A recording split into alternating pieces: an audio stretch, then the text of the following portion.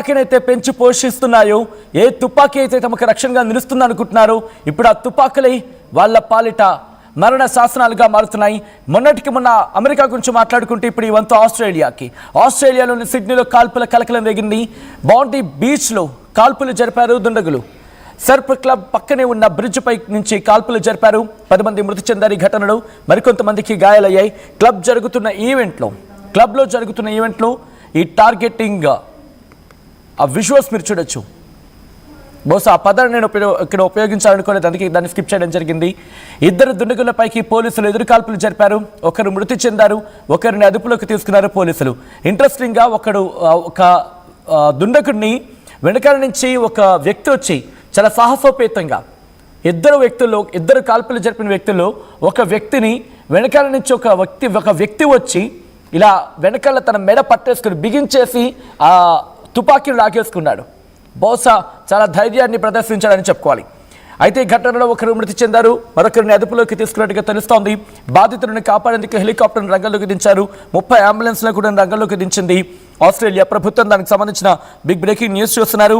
ఇప్పటికే ఈ ఘటనలో మనకు అందుతున్న సమాచారం ప్రకారం దాదాపుగా 10 మందికి పైగా మరణించారు. ఈ మాస్ షూటింగ్ నుంచి మాట్లాడుకుంటున్న క్రమం ఇది దాదాపుగా 2 గంటల క్రితం చోటు చేసుకుంది. అక్కడ ఉన్న ప్రత్యక్ష సాక్షులు చెప్తున్న ప్రకారం 2 దుండగులు 50 మంది, ఇన్ఫాక్ట్ 50 రౌండ్ల కాల్పులు జరిపినట్టుగా తెలుస్తోంది. విజువల్స్ మీరు చూడడం జరుగుతోంది. అక్కడ బీచ్లో పార్టీ జరుగుతున్న క్రమంలో అందరూ కాస్త ఆహ్లాదకరంగా గడుపుతున్నారు. ఎందుకంటే అఫ్కోర్స్ వీకెండ్ కాబట్టి ఎవరికైనా పండుగ వాతావరణం లాంటిది అది.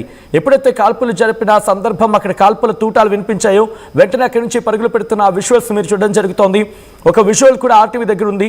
ఒక వ్యక్తి కాల్పులు జరుపుతూ ఉంటే వెనకాల నుంచి ఇంకొక వ్యక్తి చాలా ధైర్యాన్ని ప్రదర్శించి అక్కడికి వెళ్ళి ఆ వ్యక్తిని మెడ మీద గట్టిగా బిగించేసి ఆ మెడని గట్టిగా బిగించేయడంతో అతడు ఊపిరాడు కాసేపు వెంటనే ఆ తుపాకీని వదిలేశాడు.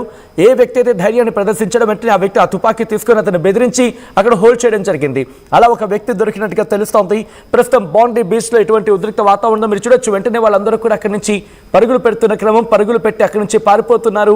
ఈ ఘటన ఒక్కసారిగా అక్కడ సంచలనంగా మారింది.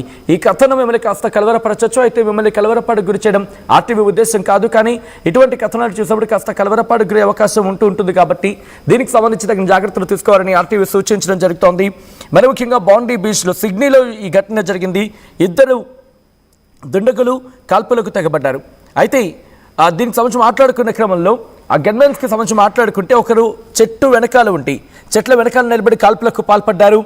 అయితే ఈ ఘటన దాదాపు 15 సెకండ్ల ఒక వీడియో ప్రస్తుతం సోషల్ మీడియాలో చక్కర్లు కొడుతోంది.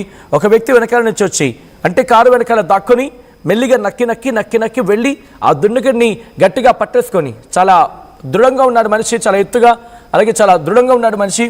ఆ కారు వెనకాల దాక్కుని వెళ్ళి ఆ చెట్టు వెనకాల దాక్కుని కాల్పులకు తెగబడుతున్న ఆ దుండగుడిని పట్టుకొని వెంటనే ఇలా అంటే నేను ఇలా ఉన్నాను అనుకుందాం, ఫర్ సపోజ్ నేనే ఇలా తుపాకీ పట్టుకొని ఆ చెట్టు వెనకాల నుంచి ఇలా షూటింగ్కి జరుపుతున్నాను అనుకుందాం, ఇలా తుపాకీ తూటాలతో దాడి చేస్తున్నాను అనుకుందాం. నా వెనకాల నుంచి వచ్చిన వ్యక్తి ఇదిగోండి ఈ భాగాన్న ఇలా పట్టేశాడు అన్నమాట. ఎప్పుడైతే ఇక్కడ మెడ బిగించేశాడో ఊపిడాడక ఆ వ్యక్తి వెంటనే తన చేత్తో ఇలా లెఫ్ట్ హ్యాండ్లో ఆ తుపాకీ ఉంది, వెంటనే దాన్ని కాస్త లూజ్ అయిపోయింది. ఈ చెయ్యి ఎప్పుడైతే లూజ్ అయిపోయిందో గన్ వదిలేయడం జరిగింది.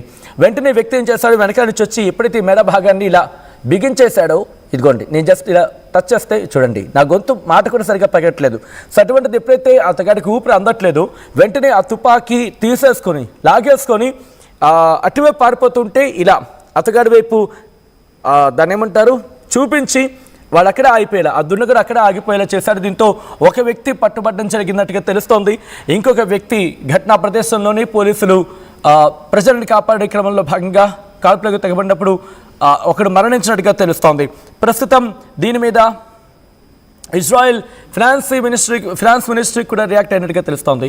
ఇజ్రాయెల్ ఫినాన్స్ మినిస్ట్రీ ఏమంటుందంటే జూయిష్ పీపుల్నే టార్గెట్గా చేసుకుని దాడులు జరిగాయనేది ఇజ్రాయెల్ ఫినాన్స్ మినిస్టర్ చెప్తున్నారంటూ కూడా మరికొన్ని వార్తా కథనాలు చెప్తున్నమాట. ఏదేమైనప్పటికీ ఏ తుపాకీనైతే పశ్చిమ దేశాలు పెంచి పోషిస్తున్నాయో ప్రస్తుతం అవే తుపాకీ తూటాలకు బలైపోతున్నాయా? ప్రస్తుతం దీనికి సంబంధించి మాట్లాడుకుంటున్న క్రమం మీరు కూడా రియాక్ట్ అయ్యే ప్రయత్నం చేయండి అండ్ మీరు కూడా కమెంట్ చేసే ప్రయత్నం చేయండి. ప్రస్తుతం ఆస్ట్రేలియాలో జరిగిన ఘటన ఇది ఒకసారిగా అందరినీ షాక్కి గురి చేస్తుంది. ఆస్ట్రేలియా ప్రభుత్వం తీవ్ర దిగ్భ్రాంతిని వ్యక్తం చేస్తుంది. ఎప్పుడైతే తుపాకీ తూటాలు వినిపించాయో అక్కడి నుంచి వాళ్ళందరూ పరుగులు పెట్టడం జరిగింది. ఈ కథనం మిమ్మల్ని కాస్త కలవరపరచచ్చు, అయితే మిమ్మల్ని కలవరపాటుకు గురి చేయడం ఆర్టీవీ ఉద్దేశం కాదు. కానీ ఇటువంటి కథనాలు చూసినప్పుడు కాస్త కలవరపాటుకు గురయ్యే అవకాశం ఉంటుంది. కాబట్టి దీనికి సంబంధించి తగిన జాగ్రత్తలు తీసుకోవాలని ఆర్టీవీ సూచించడం జరుగుతోంది. This is our disturbing content. Viewer discretion is highly advised.